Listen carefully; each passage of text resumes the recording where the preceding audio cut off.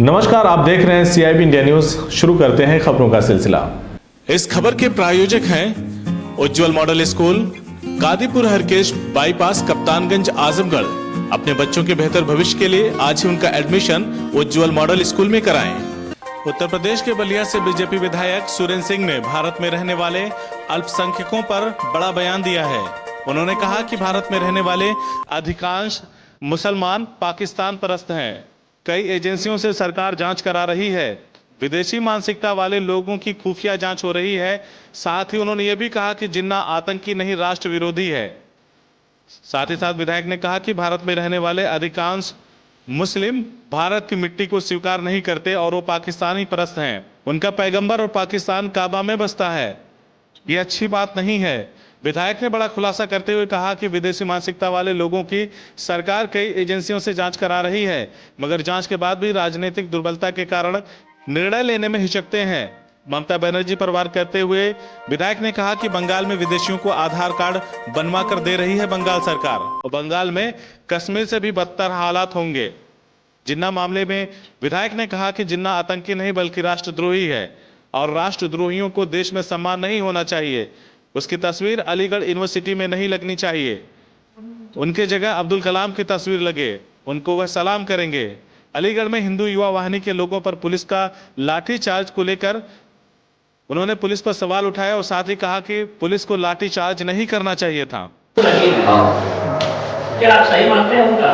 बिल्कुल नहीं। जिन्ना वास्तव में भारत के लोकतंत्र के में जल्लाद की भूमिका में था, और जिन्ना जैसे लोगों का यदि भारत की भूमि पर लगता है तस्वीर, तो ये गलत बात है। ऐसा नहीं होना चाहिए, वास्तव में नहीं लगना चाहिए। जिसने राष्ट्रीयता को ही चुनौती दे दिया और भारत को जो है अपना राष्ट्र नहीं माना, ऐसी स्थिति में जिन्ना का फोटो लगना किसी भी एंगल से अच्छा नहीं।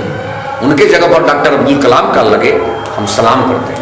वीर अब्दुल हमीद का लगे, सलाम करते हैं। बहादुर शाह जफर का लगे, हम लोग सलाम करते हैं। लेकिन ऐसे लोग जो राष्ट्र विरोधी गतिविधियों में भी अपने को शामिल किए, ऐसे लोगों का फोटो लगना और तस्वीर लगना हमारे समझ से प्रासंगिक नहीं, न उचित है। वहाँ लाठीचार्ज हुआ है, जो कुछ लोगों ने इसका विरोध किया है, वहाँ पुलिस ने लाठीचार्ज किया है। हिंदू युवा वाहिनी के लोगों ने विरोध किया है, तो वहाँ पुलिस ने लाठीचार्ज किया। गलत किया है। पुलिस के लोगों ने यदि लाठीचार्ज किया तो गलत किया है। जिन्ना का फोटो नहीं लगना चाहिए।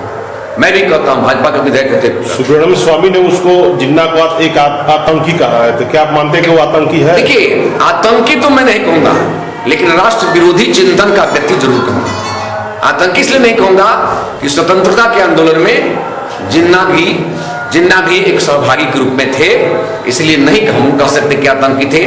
लेकिन बाद के कालखंडों में जब दो संस्कृतियों का पर जो है भारत और पाकिस्तान का बंटवारा हुआ, तो उसका सिद्धांत दुर्बल हो गया।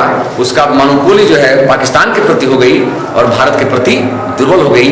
इसलिए उसके मन में भारतीयता और हिंदुत्व तो दुर्बल था, इसीलिए पाकिस्तान चला गया। इसलिए पाकिस्तान परस्त लोगों को भारत की धरती पर सम्मान नहीं मिलना चाहिए, सम्मान नहीं मिला। उस पर कार्रवाई क्यों नहीं? देखिए पत्रकार महोदय, क्या मांग करते हैं आप? देखिए, हमारी अपनी मानसिकता है, प्रजातंत्र की अपनी एक व्यवस्था है, संविधान की भी अपनी व्यवस्था है। संविधान किसका सम्मान होना चाहिए।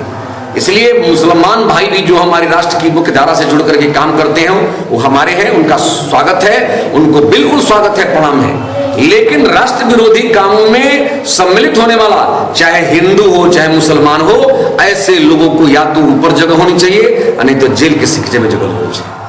बिल्कुल, या तो ऊपर होना चाहिए। बिल्कुल ऐसे लोगों को क्षमा नहीं की जानी चाहिए। और हमारे नेता आदरणीय जोगी जी और आदरणीय मोदी जी इस लक्ष्य पर काम भी कर रहे हैं। देश विरोधी काम करने वाले को हम लोग बख्शने वाले नहीं। क्या जो पाकिस्तान परस्त लोग हैं, उनकी भी कोई खुफिया जांच हो रही है कि कौन लोग ऐसे, कितने लोग हैं या कौन लोग हैं? देखिए, खुफिया जांच हो रही है, लेकिन जांच होने के बाद भी राजनीति की कुछ ऐसी दुर्बलता है कि स्पष्ट निर्णय लेने में भी हर दल के लोग हिचकते हैं। ये अच्छी बात नहीं है, अच्छी बात नहीं है। जहां राष्ट्र एक नंबर पर हो तो भले हम सीएम नहीं बनेंगे, प्रधानमंत्री नहीं बनेंगे, लेकिन जितने दिन तक के लिए बनेंगे, राष्ट्र को ताकतवर बनाने की जो परिस्थिति है, उस परिस्थिति को क्रिएट करना चाहिए। क्या जांच हो रही है?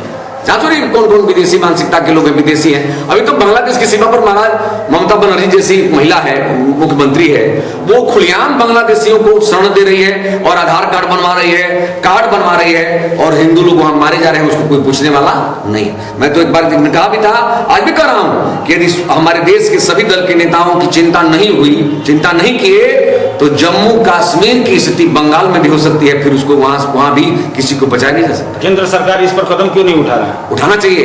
अभी लोग इस पर विचार कर रहे हैं। अभी हमारी केंद्रीय टीम राजनाथ सिंह जी भेजे थे, उसका सर्वे हो रहा है और उनकी गतिविधि पर ध्यान है, और जिस दिन प्रमाणित हो जाएगा, निश्चित रूप से आवश्यकता होगी तो उस पर दंडात्मक कार्रवाई होगी। पाकिस्तान परस्त लोगों के देश में कौन एजेंसी जांच करी है, कौन जांच कर रहा है, कौन सी एजेंसी? देखिए, अपने एजेंसी तो निर्धारित है, CBI है, प्रदेश की जो है एजेंसियां हैं, और जांच की जो तमाम ब्यूरो है, सब ब्यूरोक्रेसी के व्यवस्था है, CBI है, अन्य जो सिविलाइज्ड जांच करने वाली एजेंसियां हैं, सबके माध्यम से जांच कराते होंगे लोग। बहुत इसकी जानकारी में मुझे नहीं है, लेकिन जांच तो जांच है, जांच होता ही होगा। जांच होगी तो क्या कार्रवाई भी होगी? बिल्कुल होना चाहिए, होना चाहिए। होगी कि नहीं होगी, देखिए मैं अधिकृत पद पर नहीं हूँ, इसलिए हमारे शीर्ष नेतृत्व जो करेंगे अच्छा करेंगे, मुझे विश्वास है। आप मांग करेंगे क्या? हाँ, हम तो मांग करते हैं क्या? कि विदेशी लोग जो है अनैतिक ढंग से देश की सीमा में घुस करके रह रहे हैं, और जो वोटर बने हुए हैं, ऐसे लोगों का चिन्हांकन करके उनको देश की सीमा से पार करना चाहिए,